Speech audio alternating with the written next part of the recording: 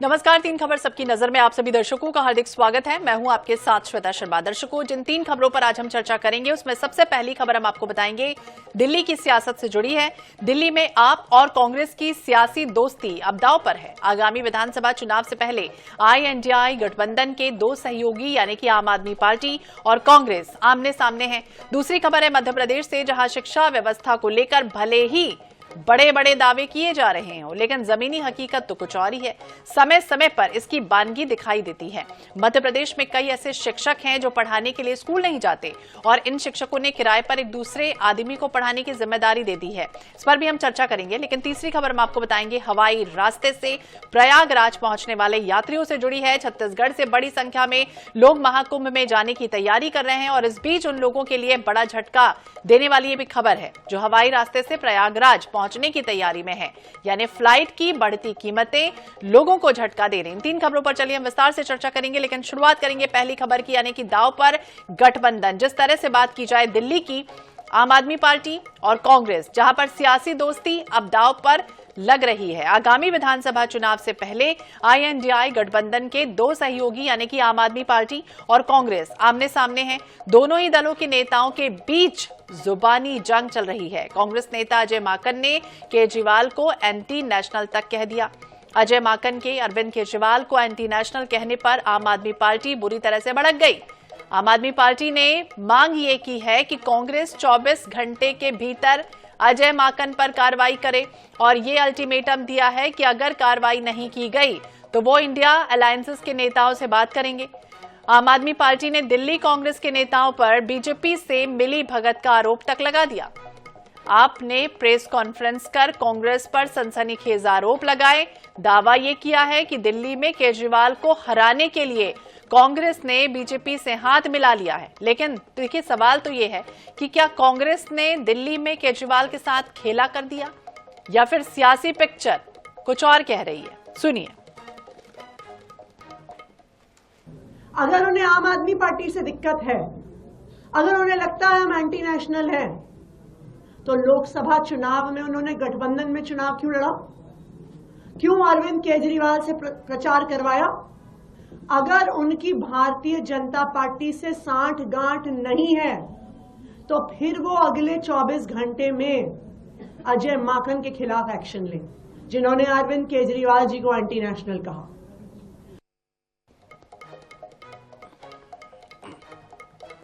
वरिष्ठ पत्रकार प्रेम कुमार जी हमारे साथ जुड़ गए, उनसे बातचीत करेंगे। बहुत बहुत स्वागत है प्रेम कुमार जी आपका INS 24/7 पर। और जिस तरह से दिल्ली विधानसभा चुनाव जैसे जैसे नजदीक आ रही है, सियासत और गर्म होती चली जा रही है। दूसरी तरफ अगर बात करें, आम आदमी पार्टी कह रही, कांग्रेस पर आरोप सीधे तौर पर लगा रही है कि बीजेपी के साथ मिलकर ये चुनाव में काम करने का खेला कर रही है। क्या पिक्चर इसकी? जी देखिए, इन बातों से पता ये लगता है कि दिल्ली विधानसभा चुनाव त्रिकोणीय हो चला है। कांग्रेस अगर गंभीर नहीं होती चुनाव में तो आम आदमी पार्टी को इतना बड़ा हमला करने की आवश्यकता नहीं होती। एक तरफ 24 घंटे में एंटी नेशनल रिमार्क वापस लेने का अल्टीमेटम है, तो दूसरी तरफ कांग्रेस और बीजेपी में साठगांठ का आरोप भी। जाहिर बात है कि अगर अल्टीमेटम है तो उस अवधि तक तो कम से कम आरोप नहीं लगना चाहिए था, अगर वो वास्तव में उनसे अपोलोजाइज मांग रहे हो। तो सच ये कि अपोलोजाइज मांगना नहीं है, ऐसा करते हुए जंग के मैदान में कांग्रेस को निशाने पर लेना है और बीजेपी को भी टारगेट करना है, क्योंकि उनको दोनों से मुकाबला करना है। कई सीटें ऐसी हैं जहां कांग्रेस ने उम्मीदवार दे करके मुश्किल में डाल दिया है आम आदमी पार्टी को। स्वयं अरविंद केजरीवाल जी के खिलाफ संदीप दीक्षित खड़े हैं, जैसे कि चर्चा है प्रवेश वर्मा भी बीजेपी की तरफ से उम्मीदवार हो सकते हैं। तो ये त्रिकोणीय मुकाबले में खुद अरविंद केजरीवाल जी की सीट भी फंस सकती है। उसी तरीके से मनीष सिसोदिया जी के खिलाफ में जिस तरीके से कांग्रेस पार्टी ने मजबूत उम्मीदवार को, पूर्व मेयर को उतारा है, तो और वो इलाका मनीष सिसोदिया जी ने नया चुना है, पहली बार चुनाव लड़ेंगे, तो अपना पुराना निर्वाचन छोड़ दिया, पटपड़गंज का जंगपुरा पहुंच गए। तो वहां पर भी मनीष सिसोदिया के लिए कांग्रेस ने मुश्किल खड़ी कर दी है।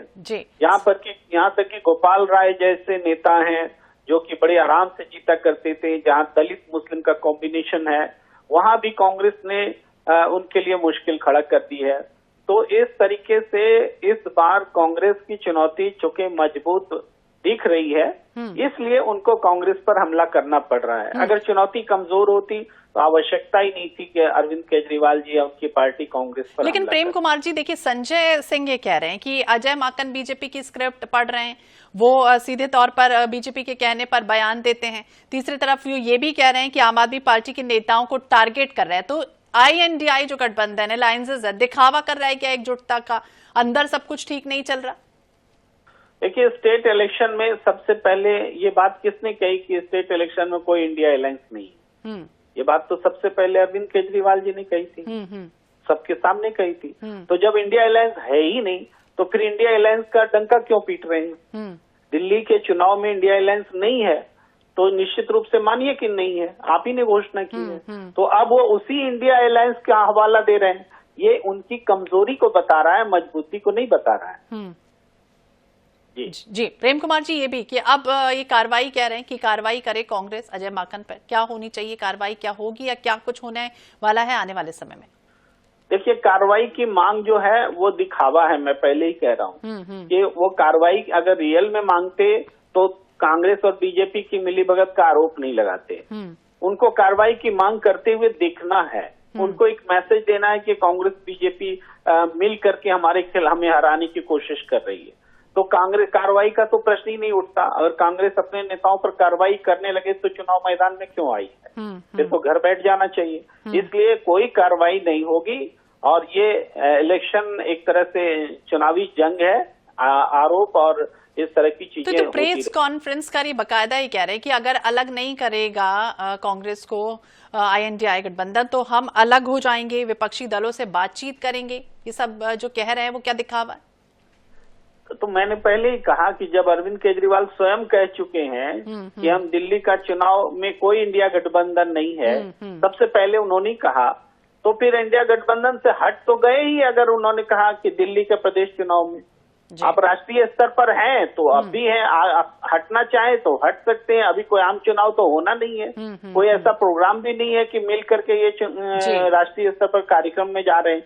इसलिए उस बात का कोई महत्व ही नहीं है कि हम बाकी घटक दलों से बात करेंगे। जब कांग्रेस पर आम आदमी पार्टी हमला कर रही थी और जब तब करती रहती है तो कांग्रेस क्या बाकी घटक दलों से बात करती है?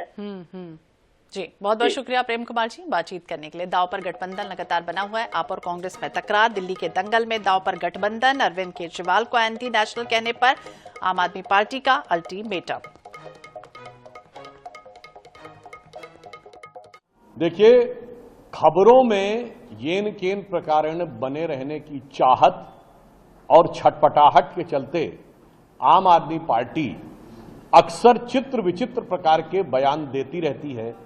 कांग्रेस के बयानों से, कांग्रेस के एक्शन से ये बिल्कुल साफ हो गया है कि दिल्ली के चुनाव के लिए कांग्रेस ने भारतीय जनता पार्टी से सांठगांठ कर ली है।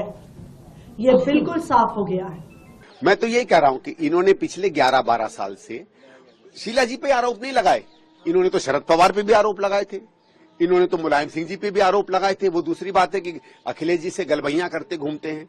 आज वही शरद पवार इनके लिए सबसे क्लीन कैंडिडेट हो गए हैं। ये तो लालू जी पे भी आरोप लगाया करते थे, आज उनके बेटे के साथ घूम रहे हैं। और चलिए, दांव पर गठबंधन के बाद रुक करेंगे मध्य प्रदेश का, यानी कि मंत्री का कबूलनामा, शिक्षकों का कारनामा। मध्य प्रदेश की बात की जाए तो शिक्षा व्यवस्था को लेकर खूब दावे होते हैं, बड़े बड़े दावे होते हैं, लेकिन जमीनी हकीकत कुछ और होती है। समय समय पर इसकी बानगी दिखाई भी दे जाती है। मध्य प्रदेश में कई ऐसे शिक्षक हैं जो पढ़ाने के लिए स्कूल नहीं जाते। इन शिक्षकों ने किराए पर एक दूसरे आदमी को रख लिया है। और ऐसा हम नहीं कह रहे, ये कह रहे हैं सरकार के शिक्षा मंत्री यानी कि राव उदय प्रताप सिंह। रायसेन जिले में एक कार्यक्रम चल रहा था, इस दौरान शिक्षा मंत्री ने भरे मंच से अपने ही विभाग की पोल खोल दी।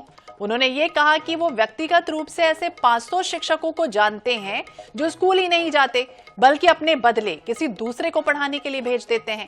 उनके जिले में ही उन्होंने ये भी बात की कि उनके ही जिले में ऐसे 100 शिक्षक को वो जानते हैं। इसके अलावा मंत्री ने सुरक्षा में लगे गार्ड की सैलरी का उदाहरण दे दिया। शिक्षकों को जमकर खरी खोटी सुनाई। ये कहा कि मेरी सुरक्षा में लगे गार्ड महज 32 से 34 हजार रुपए में काम करते हैं, जबकि शिक्षक 80 हजार रुपए लेकर अपना काम नहीं कर रहे। शिक्षा मंत्री के इस बयान पर सियासत तेज हो गई। विपक्ष को बैठे बिठाए मुद्दा मिल गया सरकार को घेरने का। सुनिए क्या कुछ कहा उन्होंने। मैं 500 शिक्षकों को व्यक्तिगत रूप से जानता हूं जो स्कूल नहीं जाते, वो किराए से लगा रखी है लोगों ने, व्यक्तिगत रूप से जानता हूं।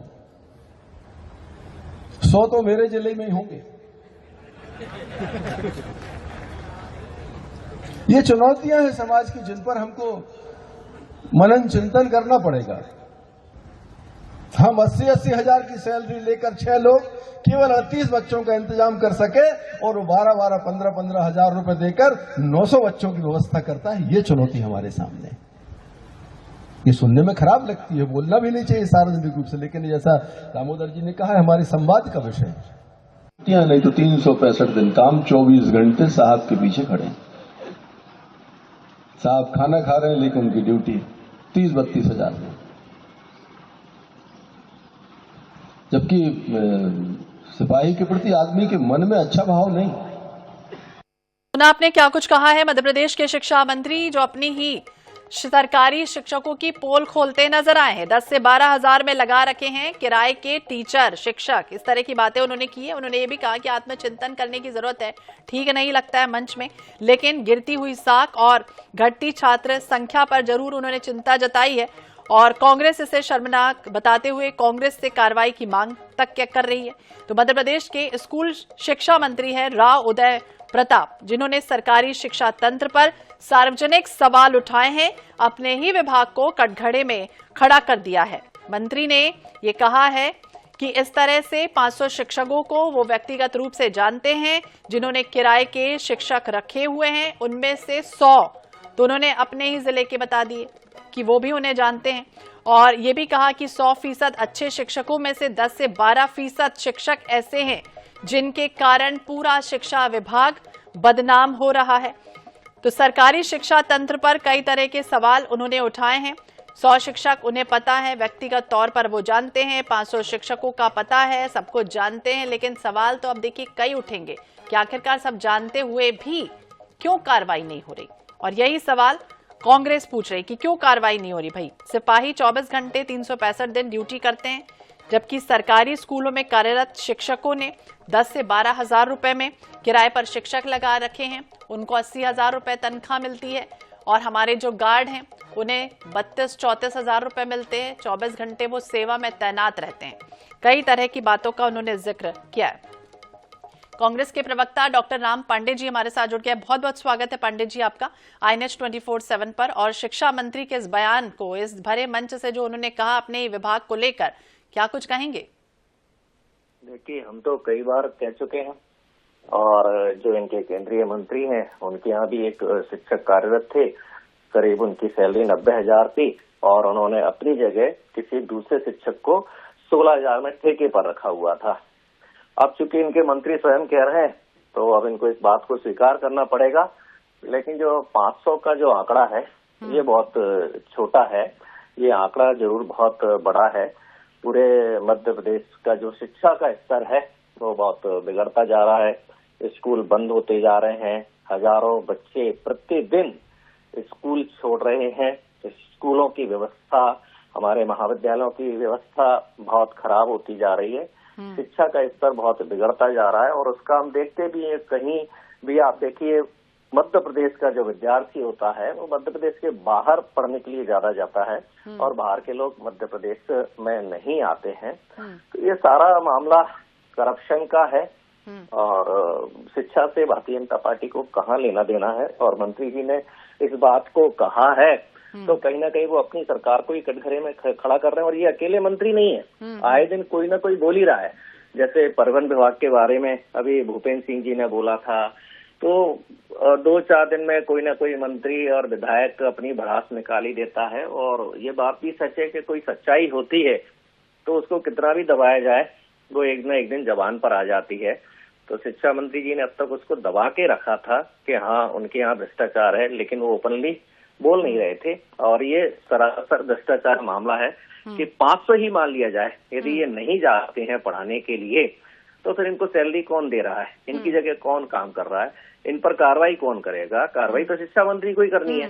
तो इन 500 को क्यों आपने अभी तक नोटिस नहीं दिया, क्यों इनको 500 को ये बचा कर रखा हुआ है? तो भारतीय जनता पार्टी की कथनी और करनी में जबरदस्त अंतर है। और जिस प्रदेश और देश का शिक्षा का स्तर नहीं सुधरेगा वह देश कभी प्रगति नहीं कर पाएगा। जी क्या कुछ होना चाहिए इस पूरे मामले में, क्योंकि अफसोस तो बड़ा जता रहे हैं, आत्मचिंतन तक की उन्होंने बात कह दी कि आत्मचिंतन करें। कौन करेगा आत्मचिंतन? जो शिक्षक हैं वो करेंगे जो बच्चों के साथ खिलवाड़ कर रहे हैं। और उन्होंने ये भी कह दिया कि प्राइवेट स्कूलों में संख्या बढ़ रही है बच्चों की, लेकिन सरकारी स्कूलों के हाल बेहाल है। नहीं होगा कुछ नहीं। देखिए प्राइवेट स्कूल में लोग भेज तो देते हैं, लेकिन जितनी भी वो कमाई करते हैं, मेहनत से करते हैं, 4 पहिए के ठेले पर काम करते हैं, जहां भी कुछ करते हैं, जैसा तैसा काम धंधा करते हैं, उनका आधा पैसा बच्चों की पढ़ाई में ही चला जाता है, स्कूल की फीस में चला जाता है, बस की फीस में चला जाता है, महंगी किताबें होती हैं, महंगी ड्रेस होती है। तो जो सरकारी स्कूल बनाए गए थे वो इसलिए बनाए गए थे कि फ्री शिक्षा हो। और मनमोहन सिंह की जो सरकार थी उसमें 14 वर्ष तक के बच्चों के लिए फ्री शिक्षा कर दी गई थी और शिक्षा का अधिकार भी दिया गया था। लेकिन जैसे जैसे सरकारी स्कूल बंद होंगे और प्राइवेट स्कूल बढ़ेंगे तो वैसे वैसे शिक्षा महंगी होती जाएगी और जो आम आदमी है जिसकी आर्थिक स्थिति अच्छी नहीं है वो नहीं पढ़ा पाएगा। और ये जो अभी वर्तमान में जो सरकार है इसे हम जो चर्चा कर रहे हैं इससे कोई फर्क नहीं पड़ेगा। ये इनको फर्क तभी पड़ेगा जब ये चुनाव हारेंगे। जब तक ये चुनाव जीतते रहेंगे हर चीज का स्तर गिरता जाएगा। और इनका कहना भी होता है कि यदि शिक्षा का स्तर गिर रहा है तो हम क्यों चुनाव जीत रहे हैं, स्वास्थ्य का स्तर गिर रहा है तो हम क्यों चुनाव जीत रहे हैं, रोजगार नहीं मिल रहा है तो हम क्यों चुनाव जीत रहे हैं। तो जनता को समझना पड़ेगा कि ये चुनाव जुमलों के आधार पर जीतते हैं, इनके झांसे में ना आए। जब तक आप इनको चुनाव नहीं हराएंगे ये कभी सुधरेंगे नहीं। जी पांडे जी बहुत बहुत शुक्रिया बातचीत करने के लिए। शिक्षा व्यवस्था पर जिस तरह से सवाल उठाए, शिक्षकों का कारनामा, विपक्ष को हालांकि मौका मिल गया है बैठे बैठाए। और मध्य प्रदेश के शिक्षा मंत्री ने अपने ही विभाग की पोल खोल दी, कहा 500 सरकारी टीचर नहीं जाते, स्कूल किराए पर दूसरे लोगों को भेजते हैं पढ़ाने के लिए। और इस पूरे मसले पर कांग्रेस ने सरकार को घेरा। और चलिए बात करेंगे मध्य प्रदेश के बाद छत्तीसगढ़ की, यानी कि महंगी उड़ान और यात्री हलाकान हो रहे हैं। छत्तीसगढ़ की बात की जाए तो उत्तर प्रदेश के प्रयागराज में महाकुंभ की तैयारियां एक तरफ जोरों पर हैं, तो छत्तीसगढ़ से बड़ी संख्या में लोग महाकुंभ में जाने की एक तरफ तैयारी कर रहे हैं। और इस बीच उन लोगों के लिए बड़ा झटका है, क्योंकि हवाई रास्ते से प्रयागराज पहुंचने की तैयारी अगर कर रहे हैं तो फ्लाइट की बढ़ती कीमतें लोगों को झटका दे रही हैं। कुंभ मेले के पहले ही प्रयागराज जाने वाले विमानों का किराया कई गुना तक बढ़ चुका है। सामान्य दिनों में जहां रायपुर से प्रयागराज जाने के लिए 5 से 6 हजार ही देने पड़ते थे, वहीं अब 17 से 18 हजार रुपए का भुगतान करना पड़ेगा। यह स्थिति कुंभ प्रारंभ होने के पखवाड़े भर पहले की है। अंतिम तिथियों में किराए में और अधिक वृद्धि होने का अनुमान है, यानी 9 जनवरी को प्रयागराज जाने के लिए आपको 6400 रुपए देने पड़ सकते हैं। तो वहीं 14 जनवरी का किराया 8500 रुपए, 20 जनवरी का किराया 16000 रुपए और 25 जनवरी का किराया 17000 रुपए, यानी कि वर्तमान में है। इन सबके बीच रायपुर, अंबिकापुर और बिलासपुर की फ्लाइट ने भी लोगों को बड़ा झटका दे दिया। सप्ताह में 3 दिन उड़ान भरने वाली रायपुर, अंबिकापुर और बिलासपुर की फ्लाइट का किराया 999 रुपए रखने की बात शुरुआत में कही गई, लेकिन अब टिकट 1999 से 5999 रुपए तक कर दी गई है। और ज्यादा जानकारी के लिए बात करेंगे स्वप्निल गौडखेड़े हमारे सहयोगी हमारे साथ जुड़ गए हैं। जिस तरह से बात करें, अब एक तरफ तो बड़ी बातें की जाती है कि हवाई यात्रा जो है वो हवाई चप्पल पहनने वाला भी कर सकता है स्वप्निल, लेकिन जिस तरह से रेट बढ़ रहे हैं उसके मद्देनजर किस तरह की स्थितियां बन सकती है, क्योंकि आने वाले समय में प्रयागराज में कुंभ भी है। जी बिल्कुल, नए साल के जश्न के लिए अब 3 से 4 दिनों का समय रह गया और कहीं न कहीं अब लोग जो है वो नए साल का जश्न मनाने के लिए दूसरे राज्य या और कोई जो है पर्यटन स्थल है वहां पर जा रहे हैं। तो ऐसे में अब कहीं न कहीं जो विमानन कंपनियां हैं उन्होंने जो अपने जो फ्लाइट का प्राइस है उसको कहीं ना कहीं बढ़ाते हुए नजर आ रही है। और प्रयागराज, चूंकि वहां पर जो कुंभ मेला शुरू होना है, तो वहां का किराया कहीं ना कहीं जब सामान्य दिनों में ये रायपुर से प्रयागराज का जो किराया है वो 5 से 7 हजार रुपये लगता है, लेकिन अभी कहीं ना कहीं ये किराया बढ़कर 18 से 19 हजार पहुंच चुका है। इसी के साथ ही अगर छत्तीसगढ़ की बात करें तो अभी हाल ही में क्षेत्रीय उड़ान को बढ़ावा देने के लिए रायपुर से बिलासपुर अंबिकापुर की जो फ्लाइट शुरू की गई थी उसका किराया भी कहीं न कहीं 999 रुपए से बढ़कर 5 से 6 हजार रुपए पहुंच चुका है। तो कहीं न कहीं विमानन कंपनियां जो है मनमानी करते हुए यहां पर नजर आ रही है। और छत्तीसगढ़ में जिस तरीके से क्षेत्रीय उड़ानों को बढ़ावा देने के लगातार जो है बात कही जा रही है और किफायती दरों में लोग जो है उड़ान सेवा का लाभ ले सके, तो ये कहीं न कहीं अब जो विमानन कंपनियां हैं उनके चक्कर में जो यात्री हैं वो पिसते हुए नजर आ रहे हैं। और जो हवाई का जो किराया है वो बढ़ने से यात्रियों को कहीं ना कहीं परेशानियों का सामना करना पड़ रहा है। बिल्कुल, यात्रियों को कई तरह की परेशानियों का सामना करना पड़ रहा है, क्योंकि एक ही रूट पर अगर जाना है तो अलग अलग दाम, अलग अलग शुल्क भी देने पड़ रहे हैं। बहुत बहुत शुक्रिया स्वप्नल बातचीत के लिए और जानकारी देने के लिए। और इस बीच जबलपुर से अहम खबर आपको बताते हैं, पूर्व कांस्टेबल सौरभ शर्मा पर शिकंजा कसता जा रहा है। सौरभ शर्मा के रिश्तेदार के यहां ईडी की दबिश, शास्त्री नगर में एक बिल्डर के यहां ईडी जांच कर रही है। सीआरपीएफ के जवान घर के बाहर तैनात हैं। प्रेस लिखी गाड़ी में पहुंची ईडी की टीम। जबलपुर के शास्त्री नगर का ये पूरा मामला बताया गया।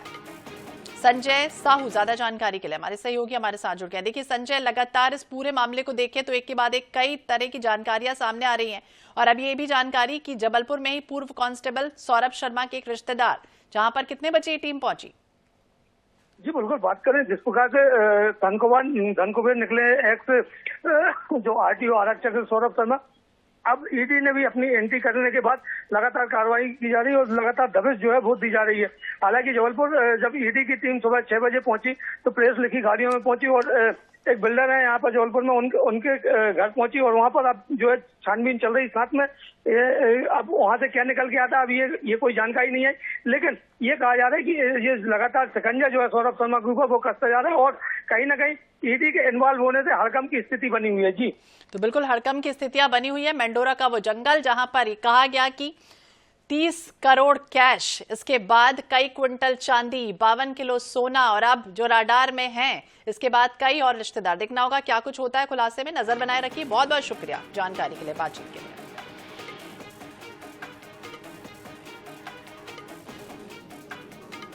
प्रेस लिखी गाड़ी में पहुंची ईडी की टीम। सौरभ शर्मा वही है जो लगातार राडार पर है। इसके कई कनेक्शन जो है वो सामने आ रहे हैं, एक के बाद एक। कई नामचीन लोगों के नाम इसमें सामने आए हैं। ब्यूरोक्रेट के भी नाम सामने आ चुके हैं, कई राजनेताओं के नाम भी सामने आ चुके हैं। और इसके बाद लगातार ये जो टीम है वो एक के बाद एक परतें खोलती चली जा रही, परत दर परत अलग अलग जगहों पर पहुंच रही है टीम। अब प्रेस लिखी गाड़ी में टीम पहुंची हुई है और ईडी की टीम लगातार पूछताछ कर रही है।